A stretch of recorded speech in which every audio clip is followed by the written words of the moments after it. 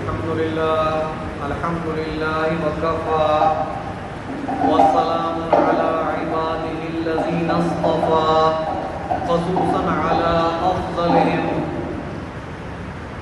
وخاتم النبيين محمد الأمين وعلى آله وصحبه أجمعين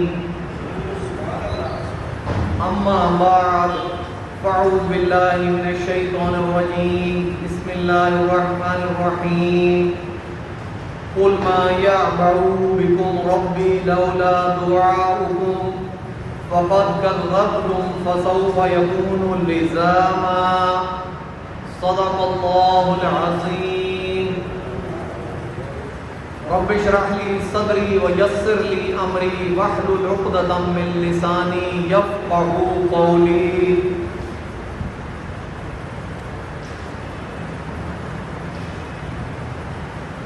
عن انس رضی اللہ تعالی عنہ قال قال رسول اللہ صلی اللہ علیہ وسلم ان الغضب لا يفسد الایمان كما يفسد الصبر العسل.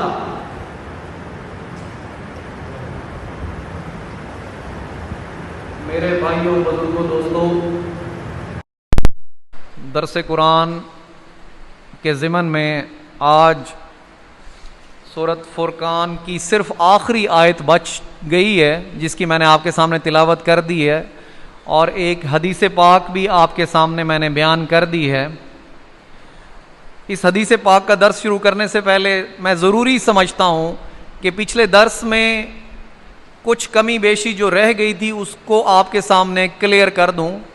پچھلے درس میں ہم نے ایک بات عہد الست کی تھی کہ روحوں کی شکل میں ہم نے رب کریم سے ایک وعدہ کیا تھا. رب ذوالجلال نے فرمایا تھا تمام روحوں کو پیدا کر کے الستو بربکم، کیا میں تمہارا رب نہیں ہوں؟ تمام روحوں نے بیک زبان ہو کر کہا تھا قالوا بلا شہدنا، کیوں نہیں، آپ ہی ہمارے رب ہیں، ہم اس بات کی گواہی دیتے ہیں. یہ میں نے آپ کو عہد الست پچھلے درس میں سنایا تھا، اور ایک سورۃ مدثر کی کچھ آیات تلاوت کی تھیں جس میں حضور صلی اللہ علیہ وسلم سے اللہ تعالیٰ کا خطاب ہے. پہلی 5 وحیوں میں سے یہ ایک وحی ہے، کیونکہ جب پہلی وحی حضور صلی اللہ علیہ وسلم پر نازل ہوئی تو آپ اتنے گھبرا گئے اور جسم پر اتنا لرزہ طاری تھا کہ حضرت خدیجہ رضی اللہ تعالی عنہا کو فرمایا کہ زمبلونی زمبلونی، مجھ پر چادر اڑا دو، مجھ پر چادر اڑا دو. خوف کی یہ کیفیت تھی. تو اس وحی میں وہی ذکر ہے یا ایھا المدثر، کہ اے چادر میں لپٹ کر لیٹنے والے، مطلب خطاب حضور محمد مصطفیٰ احمد مجتبیٰ سے ہے. قم فانذر، کھڑے ہو جاؤ اور تنبیہ کرو. وَرَبَّكَ فَكَبِّرْ، اور اپنے رب کو بڑا کر دو، اپنے رب کی بڑائی بیان کرو. رب تو بڑا ہے، لیکن رب کو بڑا کرنے کا میں نے آپ کو یہی مقصد بتایا تھا کہ اس کرۂ ارض پر صرف رب کی ہی حکمرانی ہو، کیونکہ تمام مخلوقات یہ چاند، سورج، ستارے، زمین، آسمان اور ما فیہا، جو کچھ اس کے درمیان ہے وہ میرے رب کے تابع ہیں، وہ میرے رب کی تعریف کرتے ہیں. سبح للہ ما فی السماوات والارض، اللہ تعالیٰ خود فرماتا ہے کہ جو کچھ آسمانوں اور زمینوں میں ہے وہ میری تعریف کر رہا ہے. صرف ایک انسان ہے اور ایک جن ہے، یہ وہ قوم ہے جو اللہ سے سرکشی کرتے ہیں. تو حضور صلی اللہ علیہ وسلم کو یہی کہا گیا کہ وَرَبَّكَ فَكَبِّرْ، کہ اپنے رب کو بڑا کرو، کہ یہ انسان اور جنات بھی اپنے رب کے تابع ہو جائیں. اگر یہ انسان اور جنات رب کے تابع ہو جائیں جس طرح باقی تمام مخلوقات رب کے تابع ہیں اور اس کی تعریف اور تسبیح اور تحمید بیان کرتی ہیں، تو یہ دنیا گل و گلزار ہو جائے، سارے لوگ جنت میں جانے والے ہو جائیں. یہی شیطان کا رب کو چیلنج تھا کہ میں ان کے آگے گھات لگاؤں گا، میں ان کے پیچھے گھات لگاؤں گا، میں اس کے دائیں سے آؤں گا، میں ان کے بائیں سے آؤں گا، میں انہیں تیرے راستے سے گمراہ کر دوں گا۔ اللہ تعالیٰ نے تب شیطان کو فرمایا کہ جا، اجازت ہے تجھے، تیرا اختیار میرے ان بندوں پر نہیں چلے گا جنہوں نے اپنی اطاعت میرے لیے خالص کر لی ہوگی، اور جو لوگ تیری پیروی کریں گے انہیں میں تیرے سمیت جہنم میں داخل کر دوں گا۔ یہ مکالمہ رب کا شیطان کے ساتھ قرآن مجید میں متعدد بار بیان ہوا ہے، اور میں کسی وقت انشاءاللہ ٹائم ملا تو اسے ضرور بیان کروں گا۔ پچھلے درس کے کچھ پوائنٹس جو بیان کرنے تھے، اس میں کچھ اگر کمی بیشی رہ گئی تھی وہ میں نے آج پوری کر دی ہے الحمدللہ۔ آج کی میں نے حدیث جو آپ کے سامنے بیان کی ہے، حضرت انس رضی اللہ تعالی عنہ فرماتے ہیں کہ حضور محمد مصطفیٰ احمد مجتبیٰ نے فرمایا کہ غصہ ایمان کو اس طرح خراب کر دیتا ہے جیسے ایلوا شہد کو، ایلوا کہتے ہیں مصبر کے پودے کو، مصبر سے آپ سب لوگ واقف ہوں گے کہ کس حد تک کڑوا پودا ہوتا ہے اور شہد کس حد تک میٹھی ہوتی ہے۔ اگر مصبر کو شہد میں ڈال دیا جائے تو ساری کی ساری شہد خراب ہو جاتی ہے۔ تو اللہ کے نبی فرما رہے ہیں کہ غصہ بھی انسان کو اس طرح خراب کر دیتا ہے جیسے مصبر شہد کو خراب کر دیتا ہے۔ میرے بھائیوں، بہت جامع اور بہت مختصر حدیث ہے۔ بیان کرنے کا مقصد یہ ہے کہ جب انسان غصے کی حالت میں ہوتا ہے تو اسے پہلی بات یہ سمجھ لے لینی چاہیے، سمجھ میں اس کے یہ بات آ جانی چاہیے کہ یہ غصہ شیطان کی طرف سے ہے۔ شیطان انسان کو غصہ دلواتا ہے، پھر اس کے منہ سے وہ کلمات نکلواتا ہے جس میں چند کفریہ کلمات بھی ادا ہو جاتے ہیں، اس سے تکبر کرواتا ہے، اللہ کی شان میں گستاخی کراتا ہے، لوگوں کے حق مرواتا ہے، لوگوں پر ظلم کرواتا ہے۔ کس لیے؟ تاکہ اپنے ساتھ جہنم میں لے جا سکے، اس وعدے کو وہ پورا کر دکھائے جو اس نے رب کے ساتھ کیا تھا کہ میں تیرے بندوں کو جن کی خاطر تو نے مجھے راندہ درگاہ کیا، جس آدم کی خاطر تو نے مجھے راندہ درگاہ کیا، میں اس کی اولاد کو جہنم میں لے کر جاؤں گا۔ یہ اس وعدے کو پورا کرنے کے لیے مختلف طرح کے حربے استعمال کرتا ہے، اور ہر انسان کے حساب سے اس کا حربہ مختلف ہوتا ہے۔ کسی کو غرور میں ڈالے گا، کسی کو تکبر میں ڈالے گا، کسی کو دولت کا مان دے گا، کسی کو شہرت کا مان دے گا، کسی کو جھوٹ پر لگائے گا، کسی کو غیبت پر لگائے گا، کوئی کسی کو رشوت پر لگائے گا، کسی کو گالی گلوچ پر لگائے گا، کسی کو لغو باتوں پر لگائے گا، کسی کو نماز سے ہٹائے گا۔ میرے بھائیوں، اس کے پاس بہت حربے ہیں۔ ان تمام حربوں میں ایک سب سے بڑا حربہ اس حدیث پاک میں بیان ہوا ہے، وہ ہے غصہ۔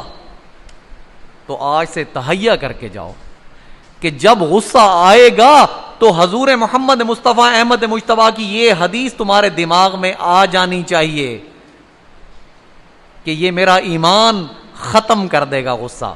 تو اسی وقت شیطان سے توبہ طلب کرو، اللہ سے شیطان کے بارے توبہ طلب کرو، اعوذ باللہ من الشیطان الرجیم، یا لا حول ولا قوت الا باللہ۔ اور اگر غصہ پھر بھی کنٹرول نہ ہو تو اس جگہ کو چھوڑ دو، جس جگہ موجود ہو اس جگہ سے ہٹ جاؤ۔ جب اللہ سے پناہ طلب کرو گے تو اللہ پھر اپنی پناہ میں لے گا، جب اللہ اپنی پناہ میں لے گا تو دنیا کی کوئی مخلوق تمہیں بھٹکا نہیں سکتی۔ یہ مختصر حدیث آج کی تھی۔ آج ہم واپس اپنے درس قرآن کی طرف چلتے ہیں۔ سورۃ فرقان کی آخری آیت بچ گئی ہے، تو اس میں رب کریم فرما رہے ہیں قُلْ مَا يَعْبَأُ بِكُمْ رَبِّي لَوْلَا دُعَاؤُكُمْ۔ اے محمد ان سے کہہ دیجئے، رب کریم کا انداز جو ہے یہاں بہت طنزیہ، بہت تلخ ہے کہ ان قریش مکہ سے کہہ دیجئے، ان کفار سے کہہ دیجئے کہ میرے رب کو تمہاری کوئی پرواہ نہیں، اگر نہ ہوتا میرے ذمے تمہارا بلانا کیا مطلب ہے اس آیت کا؟ اس کا مطلب یہ ہے کہ رب کریم نے جب انسان کو پیدا کیا تو انسان کی ہدایت کے لیے اپنے مرسلین بھیجے، تاکہ روز قیامت انسان اللہ کو یہ جواب نہ دے دے کہ اے اللہ مجھے تو تیرا پتہ ہی نہیں تھا، مجھے تو تیرے احکامات معلوم ہی نہیں تھے، مجھے یہ نہیں پتا تھا کہ معروفات کیا ہیں، منکرات کیا ہیں، مجھے کس بات کی سزا؟ ایک انسان کو دنیا میں قانون کا پتہ نہیں کہ سرخ بتی پر رکنا ہے، وہ سرخ بتی جلتی ہے، وہ چلا جا رہا ہے، پولیس والا روکتا ہے، کہتا ہے تو نے سرخ بتی توڑی، کہتا ہے مجھے تو پتہ ہی نہیں تھا قانون کا، میں نے تو زندگی میں آج تک یہ سیکھا ہی نہیں تھا کہ سرخ بتی پر بھی رکنا ہے۔ تو پولیس والے کے دل میں بھی رحم کا جذبہ آ جاتا ہے کہ یار اسے تو معلوم ہی نہیں تھا، اگر معلوم ہوتا تو رک جاتا۔ تو اسی حجت کو ختم کرنے کے لیے رب کریم نے 1,24,000 پیغمبر بھیجے اور خاتم النبیین محمد مصطفیٰ احمد مجتبیٰ کو آخر میں آخری نبی بنا کر بھیجا۔ وہ کیا کہہ رہے ہیں کفار سے کہ میرے رب کو تمہاری کوئی پرواہ نہیں، اگر میرا نہ ہوتا بلانا تمہیں رب کی طرف، مطلب میں حجت تمام کرنے کے لیے آیا ہوں تاکہ تمہیں بتا دوں کہ رب کیا چاہتا ہے، رب کے ساتھ شریک نہ ٹھہرانا، معروفات کو اختیار کرنا، منکرات سے بچنا، ورنہ میرے رب کے نزدیک تمہاری کیا اوقات ہے۔ رب کریم فرماتے ہیں کہ اس پوری کائنات کا ذرہ ذرہ، انسان جنات تمام مخلوقات، وہ میرے خلاف سرکشی پر آمادہ ہو جائیں، مجھے کسی قسم کا کوئی فرق نہیں پڑے گا، وہ سارے کے سارے میرے معبود مطلب میری عبادت گزار بن جائیں، میری پرستش شروع کر دیں، تب بھی مجھے کسی چیز کا فرق نہیں پڑے گا۔ اتنی بلند و بالا وہ ذات ہے جسے نہ ہماری عبادت کا فرق پڑتا ہے نہ ہماری سرکشی کا فرق پڑتا ہے، کیونکہ اس کے نزدیک اس پوری کائنات کی ویلیو وقت ایک مچھر کے پر سے زیادہ نہیں۔ رب کریم کیا فرماتے ہیں کہ تمام انسان تمام جنات ایک بہت بڑے میدان میں جمع ہو جائیں اور اپنے دل کی خواہشات جو کچھ ان کے دلوں میں ہے وہ سب کچھ مانگ لیں میرے سے، اور میں انہیں سب کچھ عطا کر دوں، تو میرے خزانوں میں اتنی کمی بھی نہیں ہوگی جتنی ایک سوئی کو سمندر میں ڈبو تو اس کے نکے میں جتنا پانی آتا ہے، تو اتنی کمی بھی میرے خزانوں میں نہیں ہوگی۔ یہ ہے تمہارا رب۔ اس لیے اس آیت میں فرمایا گیا کہ مجھے پرواہ نہیں، صرف تم پر حجت تمام کرنے کے لیے محمد مصطفیٰ احمد مجتبیٰ آج گلیوں میں پھر رہے ہیں، ان پر پتھراؤ ہو رہا ہے، لہو لہان ہو طائف کی گلیوں میں لہو لہان ہو رہے ہیں،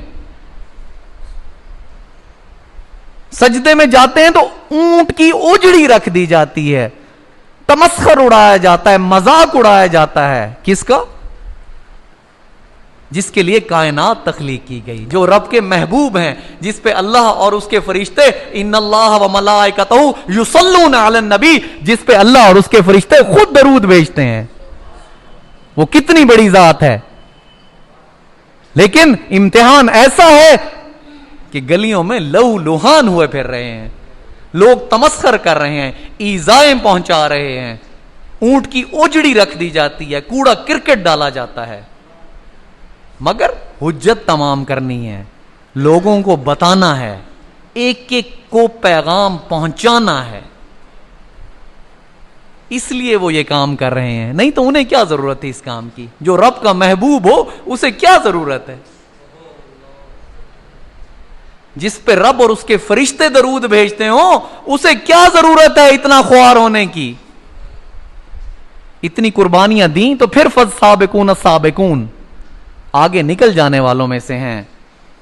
اگلی آیت کیا ہے؟ فقد کذبتم، پس اب حضور صلی اللہ علیہ وسلم فرماتے ہیں کہ تم لوگوں نے جھٹلا دیا، فسوف یکون لزاما، تو ان قریب تمہیں چمٹ جانے والا عذاب آ کر رہے گا۔ یہ ہے سورت فرقان کا اختتام. الحمدللہ یہ سورت ہم نے شروع کی تھی رمضان شریف میں. اس کا صرف آخری رکوع، ایک رکوع اتنے عرصے میں آپ کے سامنے بیان کر سکا ہوں. آج میں نے آپ کو یہ بتانا ہے کہ اللہ نے جو انسانوں کی خصوصیات بیان کی تھیں عباد الرحمن کی، اسے میں نے دو صورتوں کی روشنی میں آپ کو بہت کلیئر بتایا. ایک سورت المومنون اور ایک یہ سورت الفرقان. میں نے آپ کو یہ بھی بتایا تھا کہ کچھ لوگ کامیابی حاصل کرنے والے وہ ہیں جو صرف لائن کراس کریں گے، 50% کامیابی والے ہوں گے جنہیں اصحاب الیمین کہا جاتا ہے کہ وہ دائیں ہاتھ والے ہوں گے. اور کچھ لوگ کامیابی میں بھی درجات حاصل کر لیں گے، وہ 80-90% کامیابی والے ہوں گے، وہ والسابقون السابقون ہوں گے. ان دونوں کی جنتوں کے درجات میں زمین آسمان کا فرق ہے. اب والسابقون السابقون کی جو جنتیں ہیں ان کے بارے آج تھوڑا سا ایک بریف خلاصہ ملاحظہ کر لیں کہ جو سورت رحمان اور سورت واقعہ کی روشنی میں اللہ تعالیٰ فرما رہے ہیں کہ جو آگے نکل جانے والے ہیں ان کی جنتیں کیسی ہوں گی. میرے بھائیوں نکل جانے والے کون ہیں؟ وہ آپ کو میں نے متعدد مثالوں سے واضح کر دیا کہ جنہوں نے اپنی پوری زندگیاں قربانی دی اللہ کے راستے میں. انہوں نے اپنا جان مال وقت سب کچھ لگا دیا. انہوں نے نہ اولاد کی پرواہ کی، نہ گھروں کی پرواہ کی، نہ مال و متاع کی پرواہ کی. کیوں؟ ان کی نظر میں آخرت کی وقت زیادہ تھی، دنیا کی وقت انہیں معلوم تھا کہ یہ تو بہت عارضی چیز ہے. الا لعب و لہب، کھیل کود تماشے کے علاوہ دنیا کچھ نہیں. اصل تو آخرت ہے جو کہ ہمیشہ ہمیش ہے. اس دنیا سے آخرت کا کوئی میچ آپ کر سکتے ہیں؟ دنیا کی 70 سال 80 سال 100 سال کی زندگی کو آپ ٹریلینز ایئرز، ملین نہیں، بلینز نہیں، کروڑ نہیں، ارب نہیں، اس سے بھی آگے ٹریلینز آف ایئر کی زندگی سے آپ اس 100 سال کی زندگی کا کمپیرزن یا موازنہ کر سکتے ہیں؟ ہم ارب ہا سال کی زندگی کو بھلائے بیٹھے ہیں اس 60-70 سال کی زندگی کے لیے. کیوں؟ کہ دنیا نقد نظر آ رہی ہے، دنیا کا نفع بھی نقد نظر آ رہا ہے، دنیا کا نقصان بھی نقد نظر آ رہا ہے. مگر رب کریم فرماتے ہیں کہ جن لوگوں کو یقین آ گیا آخرت پہ، وہ سب کچھ چھوڑ دیں گے. اس دنیا کا تمام لذتیں چھوڑ دیں گے، چونکہ انہیں پتہ چل جائے گا کہ آخرت میں انہیں ملنے والا کیا ہے. والسابقون السابقون اولئک المقربون، جو آگے نکل جانے والے ہیں وہ تو ہیں ہی آگے نکل جانے والے، اور یہ لوگ میرے مقربین ہیں. اللہ فرما رہے ہیں میرے قریبی لوگ ہیں. میرے بھائیوں قیامت کے روز 3 طرح کے لوگ ہوں گے. کچھ لوگ قبروں سے جب اٹھیں گے تو سواریاں ہوں گی، ان کی سواری پر سوار ہو کر اس حساب گاہ کی طرف جا رہے ہوں گے. کچھ لوگ پاؤں پر چل کر جا رہے ہوں گے اور کچھ لوگ منہ کے بل چل رہے ہوں گے. صحابہ نے حضور سے فرمایا کہ حضور منہ کے بل؟ کہا ہاں، جو رب تمہیں پاؤں پہ چلانے پر قادر ہے وہ رب تمہیں منہ پر چلانے پر بھی قادر ہے. اور وہ ہر ٹیلے سے، ہر پتھر سے ایسے بچیں گے جیسے آج ہم پاؤں سے بچتے ہیں. سوچو اس دن کے بارے سوچو میرے بھائیو، کتنا سخت دن ہے. اس کا یقین دل میں بٹھاؤ. والسابقون السابقون اولئک المقربون فی جنات النعیم، نعمتوں والے باغات میں ہوں گے.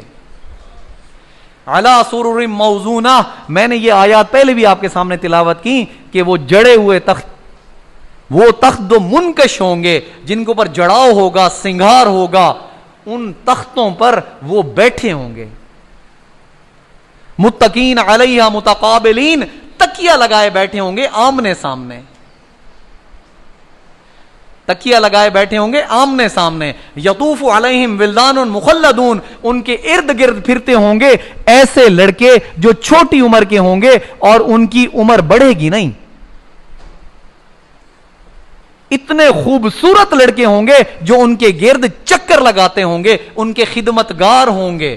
ان لڑکوں کے ہاتھوں میں ہوگا کیا؟ بِأَكْوَابٍ وَأَبَارِيكَ وَكَأْسٍ مِّن مَّعِينٍ، سرائیاں ہوں گی، آب خورے ہوں گے اور صاف نتھری ہوئی شراب ہوگی. یہ اللہ تعالیٰ درجات بتا رہا ہے ان لوگوں کے جو والسابقون السابقون، جنہوں نے اپنی پوری زندگیاں قربانی میں لگا دیں. ہماری طرح ایئر کنڈیشنڈ میں نہیں بیٹھے. آج بجلی چلی جائے تو ہمارا دم گھٹنے لگتا ہے. ان لوگوں نے بجلی، لائٹ، آسائشوں کی پرواہ نہ کی، جن کی زندگیاں گھوڑے کی کمر پہ گزری. مشرکین پریشان ہو جاتے تھے. اہل روم نے کہا تم کیسے لوگ ہو جن کا پورا دن گھوڑے کی کمر پہ گزرتا ہے اور رات کو اللہ کے ہاں کھڑے ہو کر عبادت میں گزار دیتے ہو؟ کس چیز کے بنے ہوئے ہو تم؟ پورا دن تو گھوڑے کی کمر پہ جنگ لڑتے ہو اور جب رات کا وقت آتا ہے تو اللہ کی بارگاہ میں ٹھہر کر قیام و سجود کرتے ہو. بنے ہوئے ہو کس چیز کے ہو؟ یہ درجات بھی انہی کے بارے اللہ نے بتائے ہیں.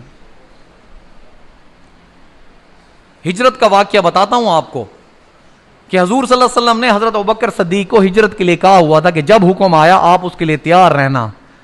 آقا کریم کو جب حکم آتا ہے گھر سے نکلتے ہیں، گھر کا محاصرہ ہوا ہے، حضور کو قتل کرنے کی سازش ہے، چاروں طرف سے گھیرا ہوا ہے.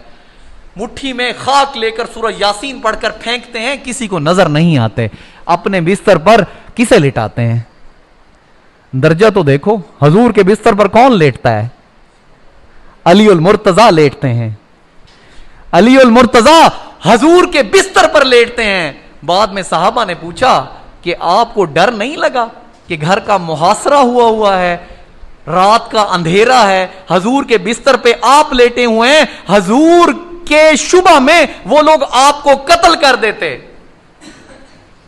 کہا جتنی میٹھی نیند اس رات آئی اس کے علاوہ کسی رات نہیں آئی. کیوں؟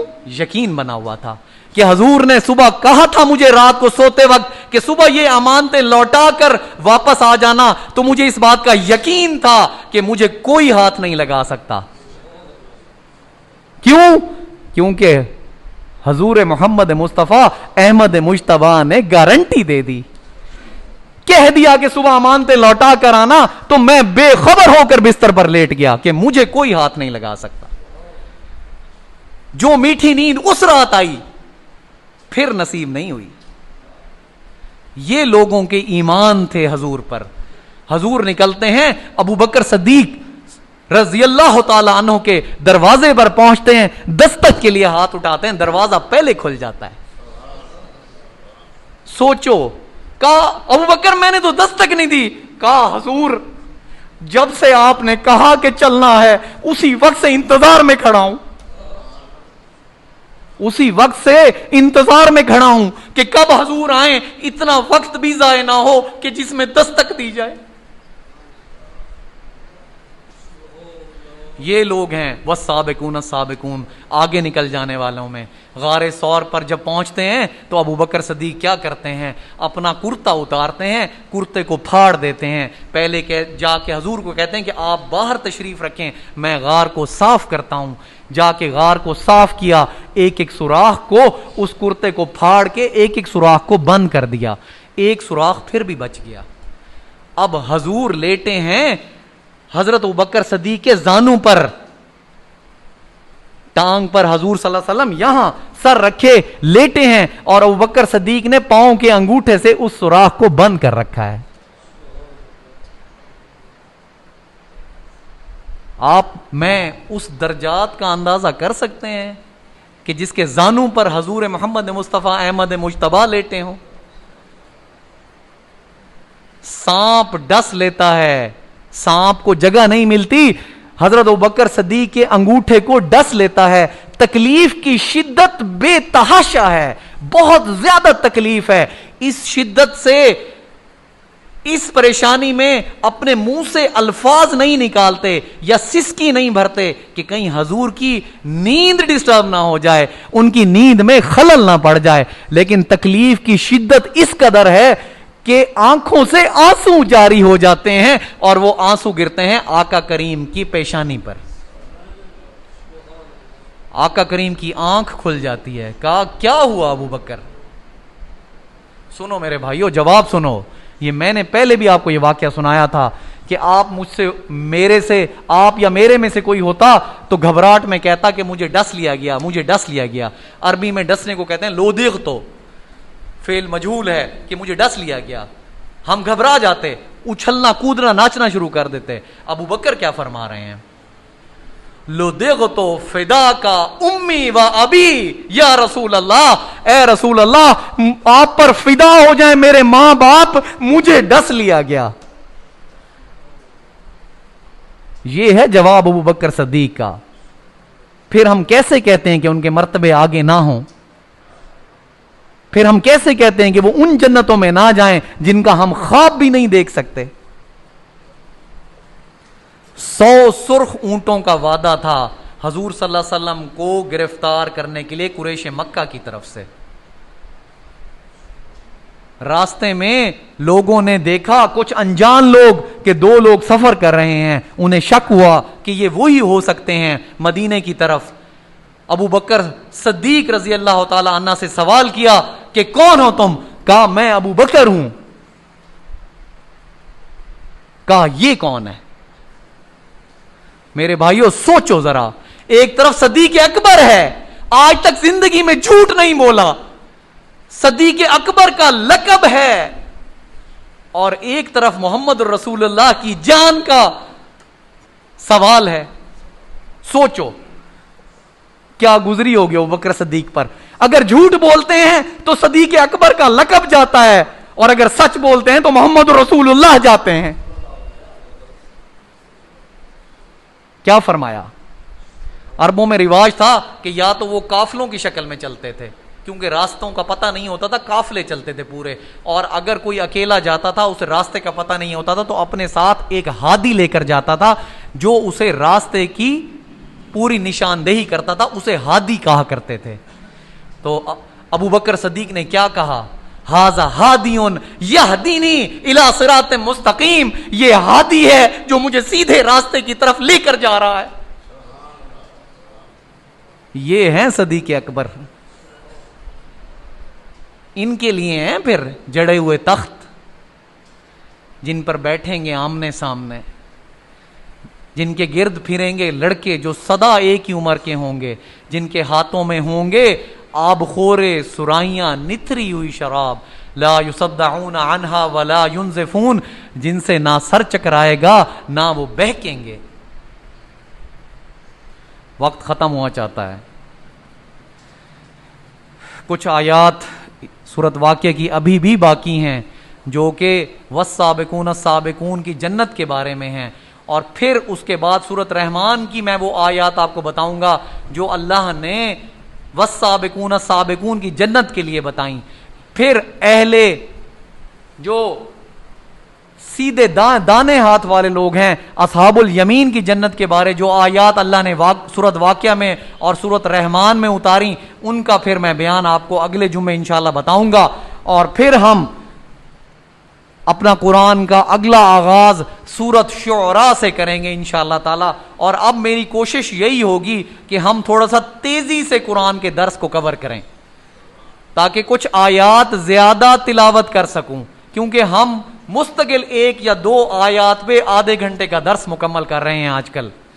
اللہ تعالیٰ آپ اور مجھے قرآن سیکھنے، سکھانے، اس پر عمل کرنے کی توفیق عطا فرمائے۔ اللہ تعالیٰ ہمارے دلوں میں اس خواہش کو زندہ کر دے کہ یہ قرآن ہماری ہدایت کے لیے آیا ہے، اسے ہم نے سیکھنا ہے، اسے ہم نے سمجھنا ہے، اس پہ ہم نے عمل کرنا ہے، اسے ہم نے اور لوگوں تک پہنچانا ہے۔ یہی ہے ہماری آخرت۔ میرے بھائیوں، ارب ہا سال کی زندگی کا سودا 60 سال کی زندگی میں نہ ضائع نہ کر دینا، ارب ہا سال کی زندگی کا سودا ضائع نہ کر دینا اس 60 سال کی زندگی میں۔ بس میرا آخری پیغام آپ لوگوں کے لیے یہی ہے، وآخر دعوانا ان الحمد للہ رب العالمین۔